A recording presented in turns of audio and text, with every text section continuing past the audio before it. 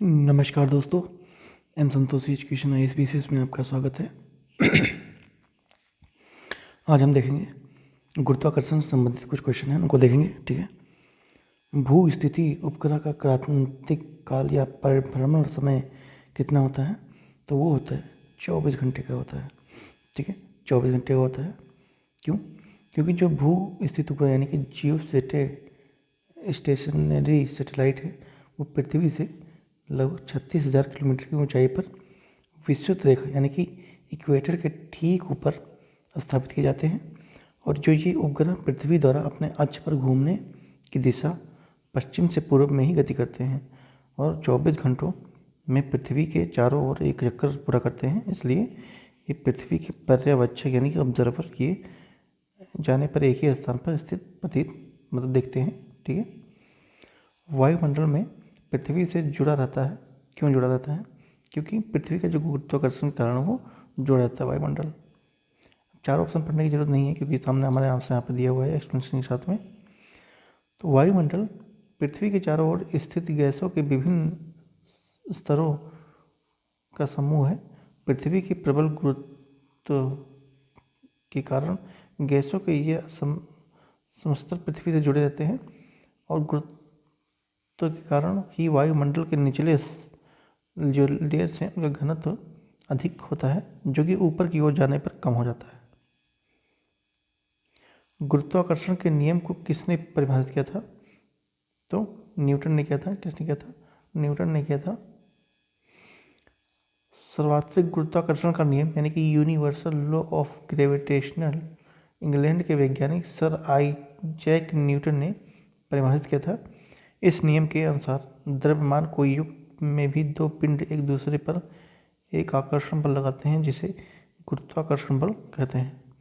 यदि यह बल पृथ्वी द्वारा किसी पिंड पर लगाया जा रहा है तो इसे गुरुत्वाकर्षण कहा जाता है।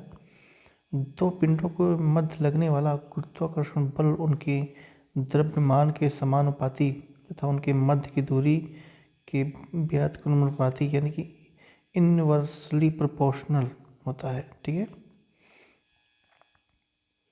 अंतरिक्ष यात्री द्वारा अंतरिक्ष यान से बाहर कोई वस्तु गिराने पर वह वस्तु कैसी होगी?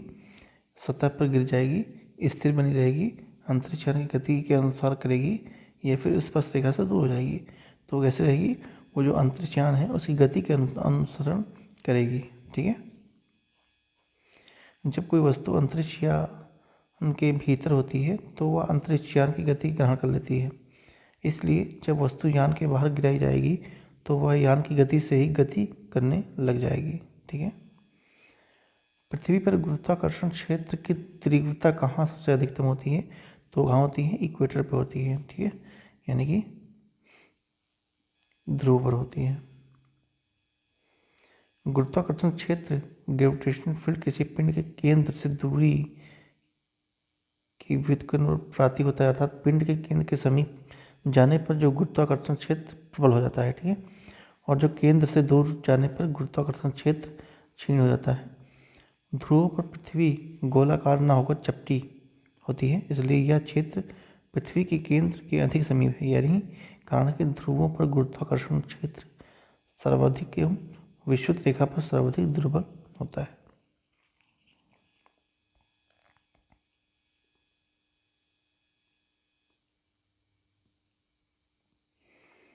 पृथ्वी के गुरुत्वाकर्षणीय त्वरण से संबंधित असत्य कथन कौन सा है? तो यहाँ पे आंसर आप देख ही रहे हैं।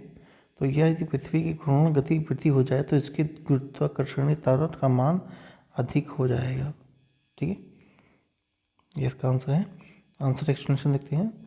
पृथ्वी के गुरुत्वाकर्षण के कारण नीचे गिरती हुई वस्तु के वेग में 1 सेकंड जितनी वृद्धि होती है वह गुरुत्वाकर्षणीय त्वरण यानी कि ग्रेविटेशनल एक्सीलरेटर कहलाती है।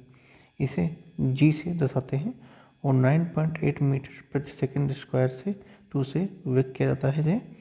और पृथ्वी की त्रिज्या यानी केंद्र की सतह दूरी से कम होने पर गुरुत्वाकर्षण त्वरण पड़ता है, जबकि पृथ्वी के घूर्णन बढ़ने से गुरुत्वाकर्षण त्वरण का मान कम हो जाता है। कथन और कारण।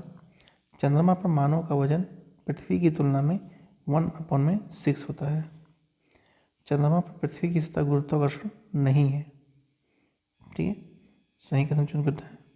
तो ये आपका कारण गलत है लेकिन कथन सही है। देखते हैं, चांद के जो गुरुत्वाकर्षणीय त्वरण का मान पृथ्वी के मान का लगभग 1/6वां भाग तो होता ही है, और यही कारण है कि चंद्रमा पर किसी व्यक्ति का वजन भार उसके पृथ्वी के कुल भार के लगभग 1/6 भाग होता है। अर्थात चंद्रमा पर आपको पृथ्वी की तुलना में 6 गुना भारहीनता महसूस होती है। ठीक है, मतलब आप काफ़ी हल्का महसूस करते हैं। भारहीनता क्या होती है? तो गुरुत्वाकर्षण की स्थिति में शून्य होना भारहीनता कहलाता है। भारहीनता यानी कि वेट लॉसनेस वह अवस्था है जब पृथ्वी का गुरुत्वाकर्षण बल ऊपर की ओर लगने वाले बलों की तुलना में संतुलित हो जाए। जब हम जानते हैं कि पिंड का भार W=mg होता है, तो यदि ऊपर की तरफ भेजा जाएगा वस्तु का त्वरण गुरुत्वाकर्षण को संतुलित कर देगा। ठीक है, और यहाँ से आप ऐसे देख सकते हैं। चंद्रमा पर वायुमंडल नहीं होने का क्या कारण है? पृथ्वी की निकटता, सूर्य की प्रकाश की निकटता, पृथ्वी की परिक्रमा का कारण, या फिर गैस अणुओं का पलायन और एक उनके मध्य मूल वेग से कम होना। ठीक है, तो यही आपका आंसर होने वाला है। चंद्रमा पर कोई वायुमंडल नहीं है। पृथ्वी के वायुमंडल में मौजूद सभी गैस अणुओं के मध्यम तापीय वेग के तल से पलायन वेग 11.2 किलोमीटर सेकंड से कम होता है, इसलिए गैस पृथ्वी से पलायन नहीं कर पाती है। चंद्रमा की सतह पर पलायन वेग का मान 2.4 सेकंड है किलोमीटर।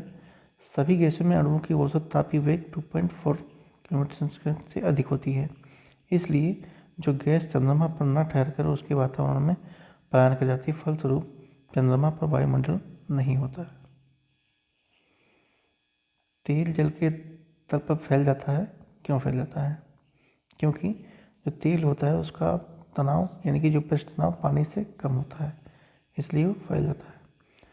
पानी की सतह पर पृष्ठ तनाव तेल की तुलना में सबसे अधिक होता है। यही कारण है कि तेल की सतह जल की सतह पर फैल जाता है और ऊपर तैरने लगता है। निम्नलिखित में से किसने न्यूटन के से पूर्व ही बता दिया था कि सभी वस्तुएं पृथ्वी की ओर गुरुत्वाकर्षण होती हैं? तो ये ब्रह्मगुप्त ने बताया था। ब्रह्मगुप्त प्राचीन गणितज्ञ और खगोल शास्त्री हुए करते थे, जिन्होंने गणित, खगोल शास्त्र, उनकी अनेक पुस्तकें लिखी हैं। ब्रह्मस्फुट सिद्धांत उनकी एक महत्वपूर्ण रचना है। उन्होंने सबसे पहले बताया था कि सभी वस्तुएं पृथ्वी की ओर आकर्षित गुरुत्वाकर्षण होती हैं। पृथ्वी के किस बिंदु पर गुरुत्वाकर्षण नहीं होता है? तो ये पृथ्वी के केंद्र पे नहीं होता है। ठीक है, कहाँ नहीं होता? केंद्र पर नहीं होता है।